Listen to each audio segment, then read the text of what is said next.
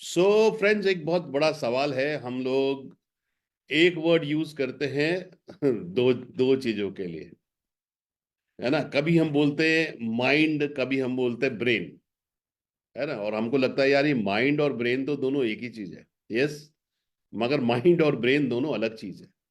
Brain क्या है? Brain तो हमारे सर के अंदर है और ये ऑर्गन है। इसको आप छू सकते हो, देख सकते हो। यस, ये जो है इसमें न्यूरॉन्स होते हैं जो पूरा मैसेज लेके, देखिए हम हमारे बॉडी के साथ और हमारे ब्रेन के साथ क्या है, कम्युनिकेशन है ना, संचार है। हम जो सोचते हैं, हम सोचते हैं हमें हाथ उठाना है, तो हमारे ब्रेन से मैसेज जाता है, तो हम हाथ उठाते हैं। हमें सोचते हैं हमें चलना है, हमें बैठना है, यानी कि जो भी हम कार्य करते हैं उसका कम्युनिकेशन कहाँ से होता है? हमारे ब्रेन से होता है। ब्रेन कहाँ है? वो हमारे सिर के अंदर फिट है, उसको हम देख सकते हैं, टच कर सकते हैं, है ना। ये है। और ये हमारा जो मूवमेंट है, इमोशंस हैं, है ना, ये सारी चीजों को हम कंट्रोल करते हैं। तो ब्रेन हमारा, बोलते हैं ना, हार्डवेयर है। मगर हमारे जो इमोशंस हैं, हमारी जो सोच है, हमारे थॉट्स हैं, हमारा जो एटीट्यूड है, ये माइंड है। तो ब्रेन क्या है? जो हार्डवेयर है। जैसे कंप्यूटर होता है ना, कंप्यूटर में जो हमारे पास कीबोर्ड है, माउस है, ये सब तो हार्डवेयर है ना। मगर जो उसके अंदर जो सॉफ्टवेयर है, वो माइंड है। तो ऐसे ही ये फर्क है बेसिकली। तो ब्रेन एक फिजिकल ऑर्गन है जिसको हम टच कर सकते हैं, देख सकते हैं। मगर माइंड जो है वो तो सॉफ्टवेयर है, उसको आप देख नहीं सकते। पर हमारे जो इमोशंस हैं, हमारी जो सोच है, हमारी जो थॉट्स है, हमारी जो एटीट्यूड है, ये सब माइंड है। तो ये बेसिक फर्क है माइंड में और ब्रेन में। तो दोनों, कई बार बोलते हैं डोंट माइंड। यस, तो ये बेसिक फर्क है। या ओके, आगे चलते हैं। तो अब हम जो थोड़ा डिस्कस करेंगे कि जो हमारा जो नर्वस सिस्टम है ना, इस नर्वस सिस्टम के कौन कौन से डिजीज हैं, और इसका जो मेन जो कारण है वो क्या होता है, तो उस पे हम थोड़ा सा डिस्कस करेंगे। तो हमारा जो नर्वस सिस्टम होता है, तो हमारा जो पूरा ब्रेन होता है, यहाँ से हमारा पूरा कम्युनिकेशन चलता है। और ये कम्युनिकेशन कौन करता है? ये हमारे न्यूरॉन्स करते हैं। तो न्यूरॉन्स क्या होते हैं? हमारे मैसेंजर होते हैं जो हमारे, जैसे अब आपको भूख लग रही है तो ब्रेन से मैसेज जाता है। स्टमक के अंदर होता है ना कुछ हमको, तो स्टमक से ब्रेन को मैसेज जाता है भाई भूख लग रही है। तो फिर ब्रेन बोलता है भाई चलो कुछ खाना खाओ। फिर हम खाना खाते हैं, फिर हमें थोड़ी देर में लगता है यार पेट भर गया। अब हमारा स्टमक मैसेज देता है भैया और मत भेजो, फुल हो गया। तो ब्रेन कहता है ठीक है भैया और मत खाओ। सो ये पूरा कम्युनिकेशन चल रहा है। तो ये कम्युनिकेशन कैसे चलता है? तो ब्रेन और हमारी जो बैकबोन है, स्पाइनल कॉर्ड, वहां से ये पूरा का पूरा जो है हमारा कम्युनिकेशन चलता है ब्रेन में। जो स्पाइनल कॉर्ड, इसलिए बोलते हैं कि अपनी जो कमर है, जो रीढ़ की हड्डी है, उसको सीधे रखो।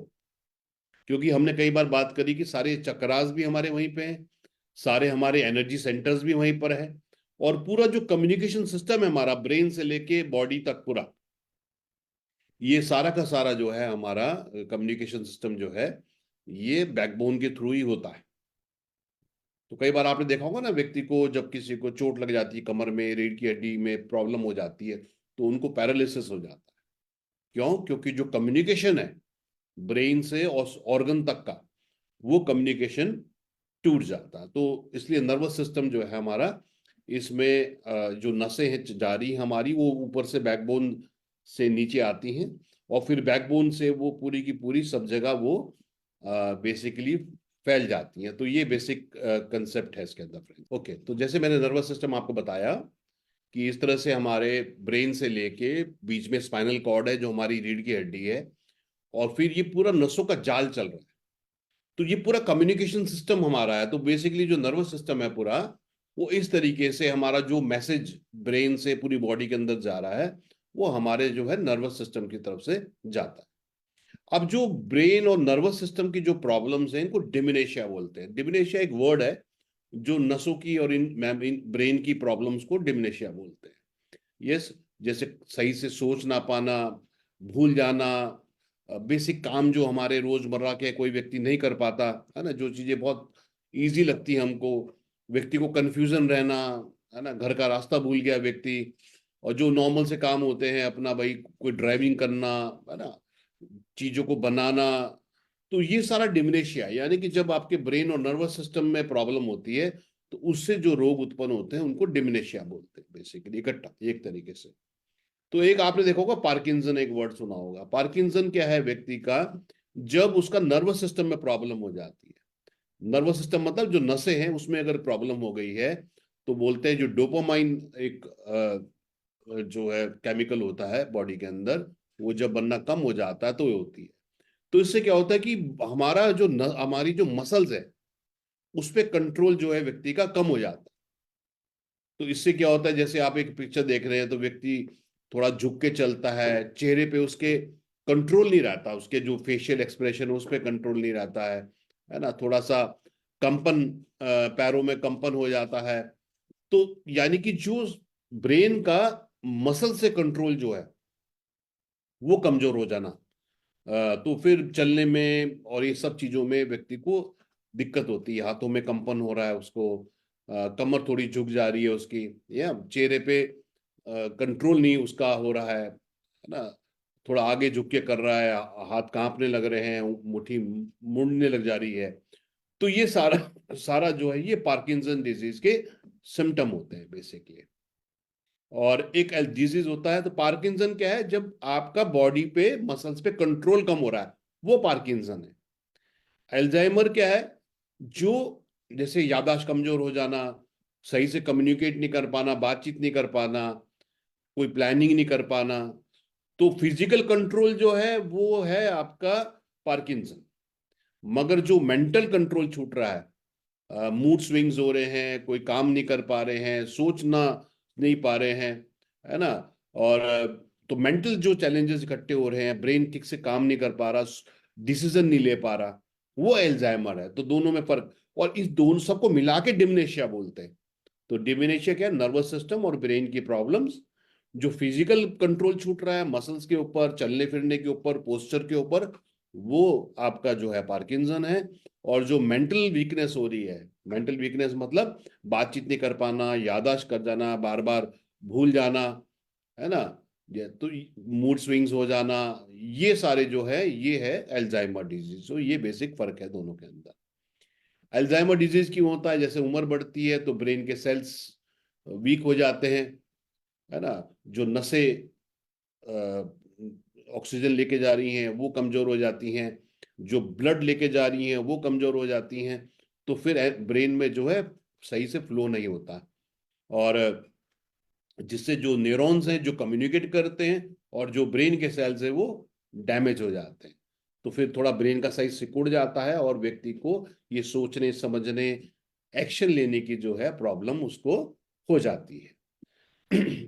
फिर कई बार आपने सुना होगा ब्रेन स्ट्रोक, जैसे हार्ट स्ट्रोक होता है ऐसे लोगों को ब्रेन स्ट्रोक भी होता है।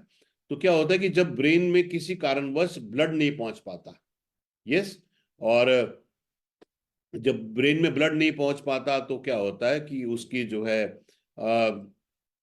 तो ब्रेन में जो सेल्स हैं वो खराब होने लग जाते हैं, क्योंकि ब्लड हमारा ऑक्सीजन भी लेके जाता है, और ब्रेन के लिए जो सबसे ज्यादा ऑक्सीजन यूज करता है हमारा कोई ऑर्गन है वो है ब्रेन।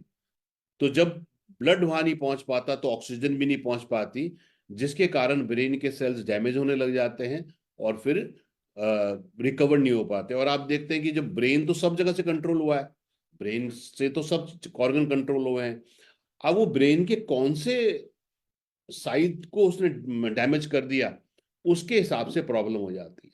जैसे हमारा जो लेफ्ट ब्रेन है वो राइट बॉडी को कंट्रोल करता है, जो राइट ब्रेन है वो हमारा लेफ्ट बॉडी को कंट्रोल करता है ना। तो लोगों को पैरालिसिस भी हो जाता है, क्योंकि अगर लेफ्ट हिस्से में हो गया तो राइट में पैरालिसिस हो जाएगा, ब्रेन के लेफ्ट में होगा तो राइट में होगा, तो ये प्रॉब्लम है। तो अलग अलग प्रॉब्लम व्यक्ति को हो जाती है जब उसको ब्रेन स्ट्रोक होता है। ब्रेन स्ट्रोक कब होता है? जब वहां पर ब्लड की सप्लाई रुक जाती है, नसें खराब हो गई, कहीं पे ब्लॉकेज हो गया, जैसे हार्ट में ब्लॉकेज हो जाता है ना, ऐसे ब्रेन की नालियों में ब्लॉकेज हो गया, तो ये सारे कारण हो जाते हैं। उसके बाद हमने देखा एक साइटिका का प्रॉब्लम बहुत लोग बोलते हैं। तो साइटिका भी बेसिकली क्या है कि एक नस है बेसिकली जो हमारी आपने कई लोगों को देखा होगा कि वो बोलते हैं भाई मेरे जो है कमर के नीचे से दर्द शुरू हो रहा है और फिर वो मेरे पैरों में नीचे तक जा रहा है। तो ये जो नस होती है, बेसिकली ये जो नस है ये बैकबोन के पास होती है। जैसे हमने बात करी थी ना कि हमारा जो पूरा कम्युनिकेशन है वो बैकबोन के साथ है।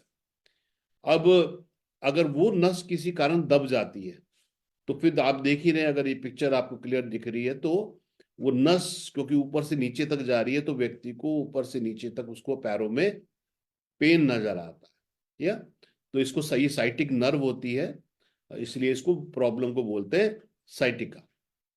अब इसमें जो है कोई कहता भाई मेरे पैरों में सुनपन ज्यादा हो रहा है क्योंकि नस कमजोर हो रही है ना, या नस दब रही है। कोई कह रहा है सुइयां सी चुभ रही हैं, है ना। कोई कह रहा है पैरों में कमजोरी है, मैं पैर को अपने उठा नहीं पा रहा हूं और दर्द पूरा का पूरा लहर से उठ रही है। तो ये सारा जो है ये साइटिका की प्रॉब्लम है। अभी साइटिका की प्रॉब्लम की होती है, जैसे हमने बात की थी भाई पूरा कम्युनिकेशन तो बैकबोन से हो रहा है। अब बैकबोन में कोई चोट लग गई किसी को, या जो कार्टिलेज कमजोर हो गया, जब ये कार्टिलेज कमजोर हो गया तो जो गैप है बीच में वो कम हो गया।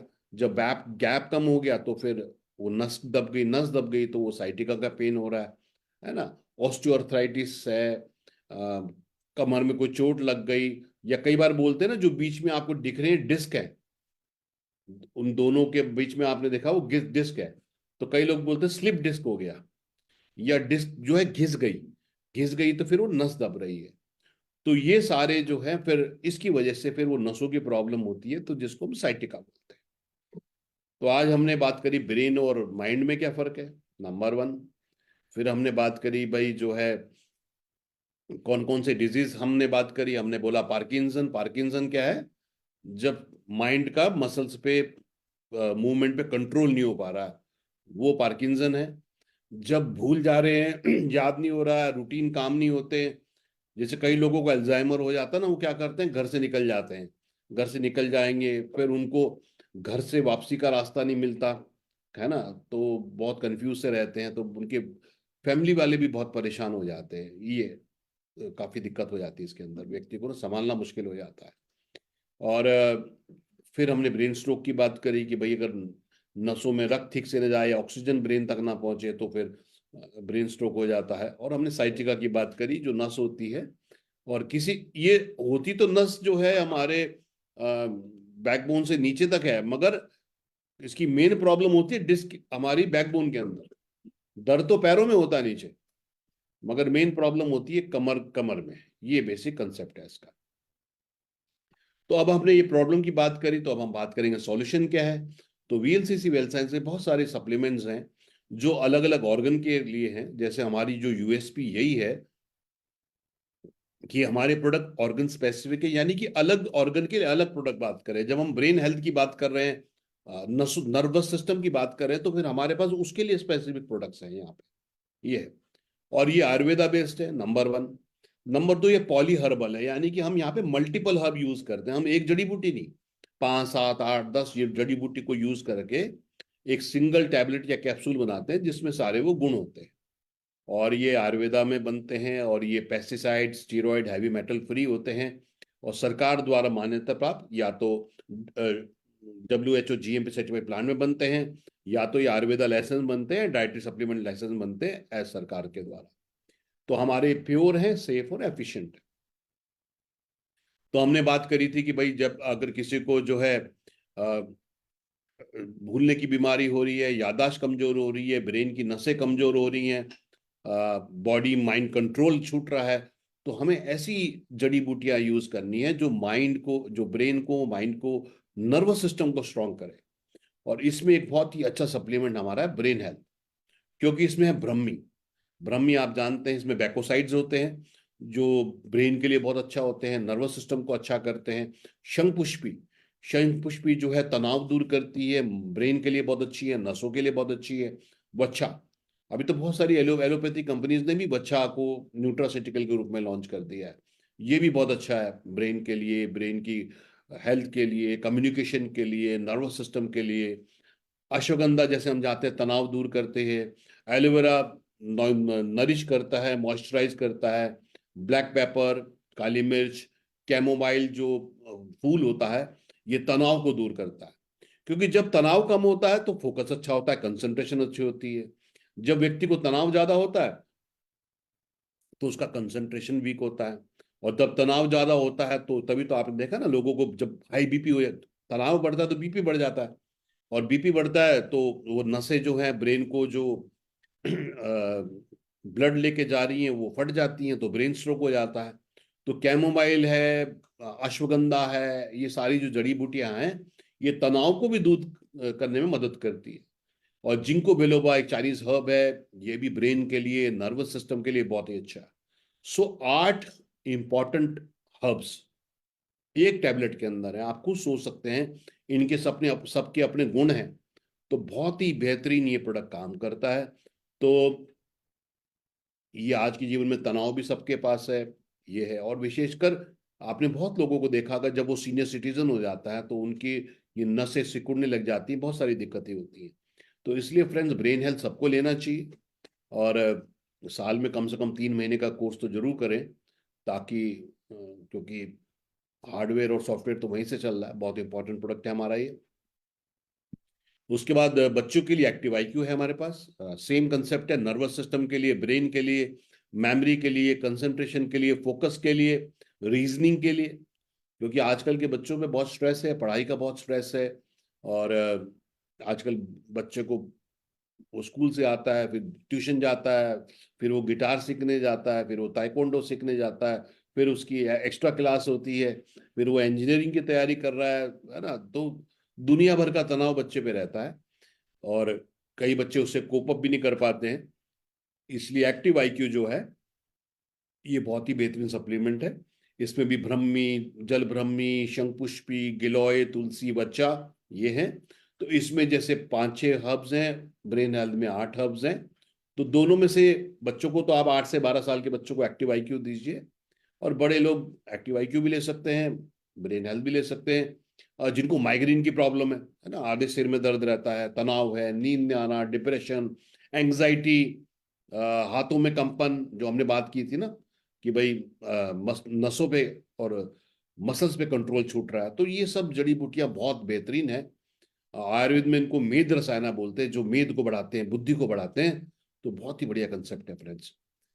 उसके बाद जो नर्वस सिस्टम के लिए और ब्रेन के लिए जो विटामिन बहुत इंपॉर्टेंट है, वो है विटामिन B12, है ना।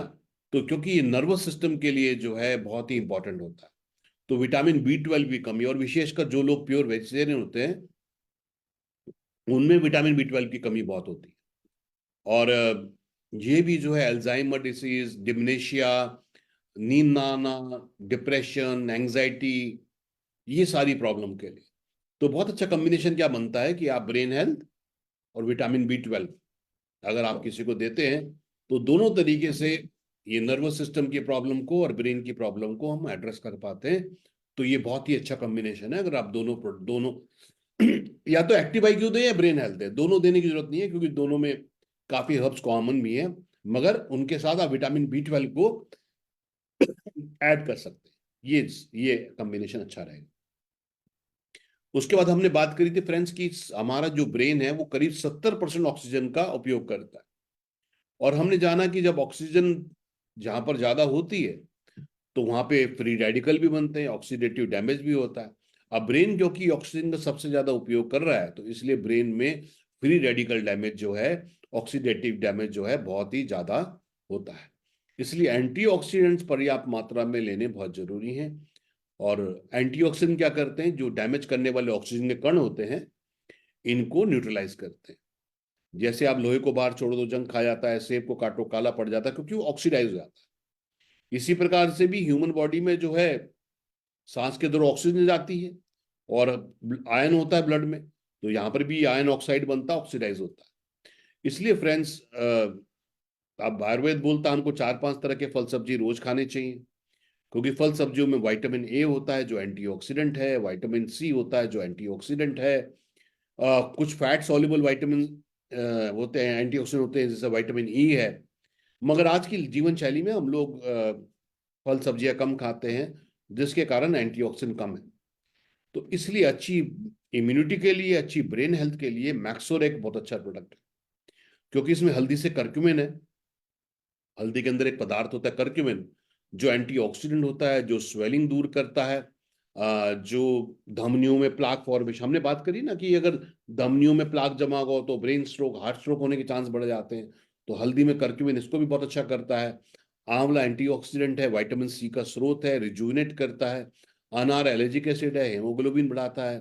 लिक्रिस मुलेटी स्वेलिंग दूर करता है, हीलिंग करता है। तो अपनी इम्यूनिटी के लिए बहुत ही बेहतरीन प्रोडक्ट है मैक्सोरेक, जो हम सबको लेना चाहिए।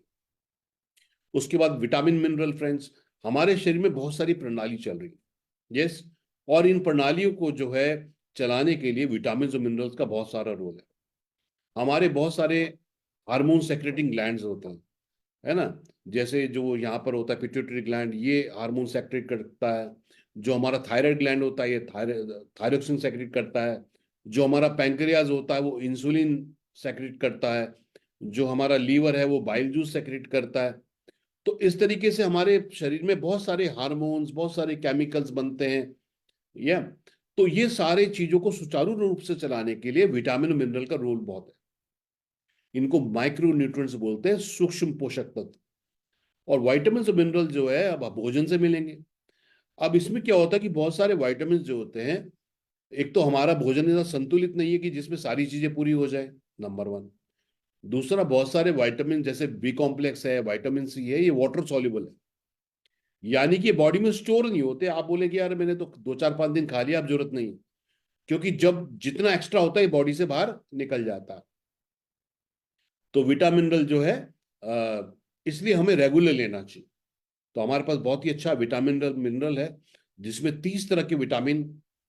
विटामिन ए आंखों के लिए अच्छा होता है, विटामिन सी गम्स के लिए अच्छा होता है, आयोडीन थायराइड के लिए अच्छा होता है, कैल्शियम मैग्नीशियम फॉस्फोरस हड्डियों के लिए अच्छा होता है, विटामिन B1 B2 B6, दुनिया भर के चाहिए। अब ये तो हम और आप मानेंगे भाई हमारी खाने में तो पूर्ण नहीं हो रहे, नंबर वन। दूसरा, जब हम खाने को पकाते हैं, तलते हैं, तो बहुत सारे विटामिन तो हीट हीट से डिस्ट्रॉय हो जाते हैं। फिर उस भोजन में से कितने विटामिन हमारी बॉडी एब्जॉर्ब कर पाती है, ये अलग कहानी हो गई। यानी कि जो हम खाते हैं उसका बहुत ही कम पार्ट बॉडी को एब्जॉर्ब होता है, इसलिए रेगुलर सप्लीमेंट करना जरूरी है। तो विटामिन मिनरल एक बहुत ही अच्छा प्रोडक्ट है। आप 1 से 2 कैप्सूल रोज लेंगे तो आपकी जो शरीर की बेसिक रिक्वायरमेंट है उसको पूरा। सो मॉडर्न साइंस बोलती है एंटीऑक्सीडेंट जो मैक्सोरेक है और विटामिन मिनरल, ये अगर आप लेंगे, क्योंकि ये भोजन से गायब हो गया, तो स्वास्थ्य अच्छा रहेगा। फिर एंटीऑक्सीडेंट में जैसे अभी कोविड हुआ तो सब लोगों ने एक चीज जानी कि भाई विटामिन सी का बहुत बड़ा रोल है, एंटीऑक्सीडेंट है। विटामिन सी जो है इम्यूनिटी के लिए बहुत अच्छा है, स्किन के लिए बहुत अच्छा है। तो आंवला जो है ये विटामिन सी का बहुत अच्छा स्रोत है, इम्यूनिटी के लिए बहुत अच्छा है। ग्रेप सीड एक्सट्रैक्ट, अंगूर के बीजों का जो सत्व है, ये भी एंटीऑक्सीडेंट है। कीवी फ्रूट, कीवी भी जो फुल ऑफ विटामिन सी है।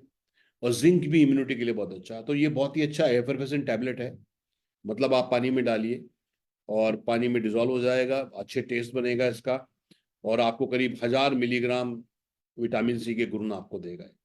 सो ये भी बहुत बढ़िया, विशेषकर सर्दियों में हमें इम्यूनिटी अच्छी बनानी चाहिए। और सर्दियों में जो है त्वचा फटती बहुत है, क्यों, तो विटामिन सी बहुत अच्छा होता है। कुछ लोगों के ना, देखा होगा आपने, गम्स में, मसूड़ों में खून निकलने लग जाता है, तो डॉक्टर साहब उनको विटामिन सी के कैप्सूल देते हैं। जिन लोगों की त्वचा ज्यादा फट रही है, इम्यूनिटी वीक है, तो उसके लिए बहुत अच्छा है। इसको एक रोज लेंगे तो आप बहुत ही बेहतरीन आपकी इम्यूनिटी को बिल्ड करेगा। उसके बाद हमने बात करी थी कि भाई जो है ब्रेन में जो है, अगर प्लाक फॉर्मेशन धमनियों में होगा, कोलेस्ट्रॉल जमा होगा, तो हार्ट स्ट्रोक के भी चांसेस बढ़ जाते हैं और ब्रेन स्ट्रोक के भी चांसेस बढ़ जाते हैं। कई लोग बोलते हैं कि भाई उनके पैर नहीं ठीक से चल रहे क्योंकि जो पैरों की नसों में ब्लॉकेज हो गया। अब ये कोलेस्ट्रॉल और ट्राइग्लिसराइड जो चिकनाई है वो तो नसों को ब्लॉक कर रही है। अगर वो ब्रेन की नसों को ब्लॉक करेगी तो ब्रेन स्ट्रोक हो सकता है व्यक्ति को। वो हार्ट की धमनियों को ब्लॉक करती है तो हार्ट अटैक हो सकता है। और अगर वो पैरों की धमनियों को ब्लॉक करेगी तो पैरों का मूवमेंट खराब हो जाता है। इसलिए हमें अपने कोलेस्ट्रॉल को, ट्राइग्लिसराइड, ट्राइग्लिसराइड क्यों बोलते हैं, कि जो बॉडी में एक्स्ट्रा फैट होता है वो जो है वो आपके ब्लड में आ जाता है। और ब्लड को गाढ़ा कर देता है और धमनियों को ब्लॉक करता है। तो इसलिए उसको बैलेंस करना जरूरी है। हार्ट की हेल्थ को इंप्रूव करना जरूरी है। तो कार्डियो कोलेस्ट्रॉल बहुत अच्छा प्रोडक्ट है यहाँ पे। ये हार्ट के लिए टॉनिक है क्योंकि इसके अंदर गूगल है। गूगल जो है धमनियों को कोलेस्ट्रॉल को निकालने में मदद करता है। दशामूलारिष्ट, ये 10 जड़ों का सत्व है जो हार्ट की मसल स्ट्रांग करता है।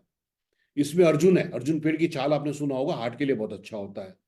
इसमें शैलपन्नी है जो हार्ट की मसल स्ट्रांग करता है। इसमें पुष्करमल है जो एंजाइना का पेन हटाता है। इसमें गूगल है। गूगल जो है, कई लोगों को आपने देखा होगा हाइपोथायराइड की प्रॉब्लम होती है, महिलाओं को विशेषकर होती है। तो जब हाइपोथायराइड होता है, यानी कि थायराइड ग्लैंड कम काम कर रहा है, तो व्यक्ति का मोटापा बढ़ जाता है, सूजन बढ़ जाती है। गूगल उसमें भी बहुत अच्छा काम करता है। तो अगर किसी को थायराइड की प्रॉब्लम है, और थायराइड में क्या होता है कि व्यक्ति को ना तनाव भी बहुत हो जाता है। क्योंकि थायराइड जो है हमारी हार्ट की बीटिंग को कंट्रोल करता है, और सरद गरम को कंट्रोल करता है। एंग्जाइटी वगैरह भी व्यक्ति की बढ़ जाती है। तो आप किसी का वजन बढ़ रहा है हाइपोथायराइड, तो मैक्सोरे कार्डियो जो मैंने बताया ये दे सकते हैं। उनको ब्रेन हेल्थ दे सकते हैं, है ना। तो इस तरह से कॉम्बिनेशन आप बना सकते हैं। तो बहुत अच्छा प्रोडक्ट है कार्डियो कोलेस्ट्रॉल। उसके साथ में ओमेगा 3। देखिए, जितनी भी अभी हार्ट की बीमारियां हो रही हैं या ब्रेन स्ट्रोक लोगों को हो रहे हैं, क्योंकि धमनियों में प्लाक जम रहा है, सूजन हो रही है, और इसका बहुत बड़ा कारण है ओमेगा 6। जो ये सनफ्लावर ऑयल, सोयाबीन ऑयल वगैरह हम खा रहे हैं, इनमें ओमेगा 6 होता है। बेसिकली जो भी हम फैट या ऑयल लेते हैं, वो बॉडी में ऐसा नहीं होता कि हमने खाया और एब्जॉर्ब हो गया। तो जो फैट और ऑयल है, जब ये हमारे बॉडी में जाते हैं, तो ये ब्रेक होते हैं फैटी एसिड में। और जब ये फैटी एसिड में ब्रेक होते हैं, तभी हमारी बॉडी इनको एब्जॉर्ब कर पाती है। तो जैसे ओमेगा 3 फैटी एसिड है, ओमेगा 6 फैटी एसिड है। तो जो सनफ्लावर ऑयल, सोयाबीन ऑयल वगैरह है, इनमें ओमेगा 6 फैटी एसिड होता है। शरीर को जरूरत होती है मगर कम मात्रा में। साथ में शरीर को चाहिए होता ओमेगा 3। अब ओमेगा 3 एक अच्छा फैटी एसिड है। ये क्या करता है? ये कोलेस्ट्रॉल को बैलेंस करता है, ट्राइग्लिसराइड को कम करता है, हार्ट के लिए अच्छा है, ब्रेन के लिए अच्छा है, नर्वस सिस्टम के लिए अच्छा है, इम्यूनिटी के लिए अच्छा है, जोड़ों में दर्द के लिए अच्छा, बहुत लाभ है। उसके उल्टा ओमेगा 6 जो होता है, ये बॉडी में स्वेलिंग पैदा करता है, धमनियों में कोलेस्ट्रॉल जमाता है, प्लाक फॉर्मेशन करता है, हार्ट अटैक, ब्रेन स्ट्रोक, इन सब की प्रॉब्लम क्रिएट कर सकता है। इसलिए फ्रेंड्स, ओमेगा 6 के साथ साथ जो है ओमेगा 3 लेना शुरू करिए, जो सैल्मन फिश ऑयल से लिया गया है। ये बहुत ही अच्छा है। ये आप लीजिए। साथ में आप जब घर में जो ऑयल हैं उनको बदल के करिए, राइस ब्रान ऑयल यूज करिए। राइस ब्रान ऑयल में भी ओमेगा 3 होता है। ऑलिव ऑयल यूज करिए। जहां पर आपको कम तलना है जिन चीजों चीजों के ऊपर, उसमें ऑलिव ऑयल यूज करिए। अब कई लोग बोलेंगे साहब ये तो 800-900 रुपये लीटर होता है, और बाकी 100, 150, 200 रुपये लीटर होते हैं, पर स्वास्थ्य से तो अच्छा नहीं है ना। वो तो हार्ट अटैक की ओर ले जा रहा है। तो इसलिए ओमेगा 3। तो अब हार्ट की हेल्थ के लिए, कोलेस्ट्रॉल के लिए, कार्डियो कोलेस्ट्रॉल और ओमेगा 3, ये कॉम्बिनेशन बहुत ही बेहतरीन है। मेरा खुद का ट्राइग्लिसराइड लेवल 500-600 रहता था। मेरा कोलेस्ट्रॉल बहुत बढ़ा हुआ रहता था।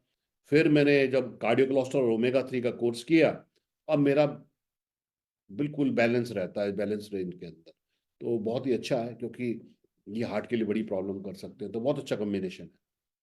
उसके बाद हमने बात करी साइटिका की, कि भाई अगर बैकबोन में कोई प्रॉब्लम है, और या ऑस्टियोआर्थराइटिस हो रहा है, या बैकबोन के कार्टिलेज कमजोर हो रहे हैं, तो उससे भी दर्द हो जाता है, साइटिका का पेन हो जाता है। और तो इसमें ऑर्थोएड बहुत अच्छा है, क्योंकि एक तो दर्द हटाता है, सूजन हटाता है, एंटीऑक्सीडेंट है, और कार्टिलेज को बिल्ड करता है। तो ऑर्थोएड बहुत ही अच्छा प्रोडक्ट है। दूसरा, कई बार जो जो गैप कम हो जाता है, ग्रीस कमजोर हो जाता है, दो चीजों से होता है। या तो ऑस्टियोपोरोसिस हो रहा है, कैल्शियम कम हो रहा है, कैल्शियम कम हो रहा है तो हड्डियां सिकुड़ रही हैं तो प्रेशर कर रही हैं। दूसरा जो है, कार्टिलेज कमजोर हो रहा है। तो दर्द के लिए, सूजन के लिए, कार्टिलेज कमजोर होने के लिए ऑर्थोएड देंगे। और जो कैल्शियम कम होने से, ऑस्टियोपोरोसिस होने से जो नसें दब रही हैं, उसके लिए कैल्शियम D3 हमारा है। तो दर्द के लिए, सूजन के लिए, दर्द तो कैल्शियम D3, प्लस ऑर्थोएड का कॉम्बिनेशन बहुत ही बेहतरीन है हमारा, या और साथ में जो है याप ऑयल, क्योंकि जो जनरली दर्द होते हैं वो वात बढ़ने के कारण होते हैं, वात शूल बोलते हैं, शूल की तरह वात। तो जो दर्द होते हैं वो वात बढ़ की वजह से होते हैं।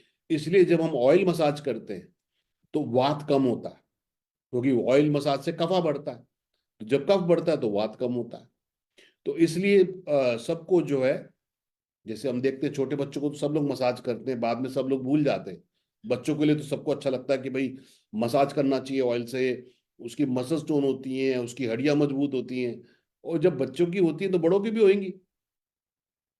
और विशेषकर जब 55-60 साल से ऊपर हो जाते हैं, 60 साल से ऊपर, तो शरीर में वात बढ़ने लग जाता है, ड्राइनेस बढ़ने लग जाती है ना, रिंकल्स पड़ने लग जाते हैं, फाइन लाइन होने लग जाती है, नसें सिकुड़ने लग जाती हैं। इसलिए जैसे जैसे हम लोग बड़े होते हैं तो ऑयल मसाज का बहुत बड़ा रोल है, ऑयल मसाज जरूर करना चाहिए। और जो हमारा यैप जेल और ऑयल फॉर्म में है, ये बहुत ही बढ़िया है। इनमें जो जड़ी बूटियां हैं वो दर्द सूजन हटाने के लिए, थकान दूर करने के लिए, तनाव दूर करने के लिए बहुत ही बेहतरीन है।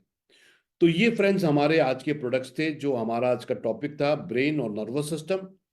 तो ब्रेन और नर्वस सिस्टम की हमने बीमारियों की बात करी, पार्किंसन की बात करी, डिमेंशिया की बात करी, एल्जाइमर की बात करी, ब्रेन स्ट्रोक की बात करी, और हमने साइटिका की बात भी करी।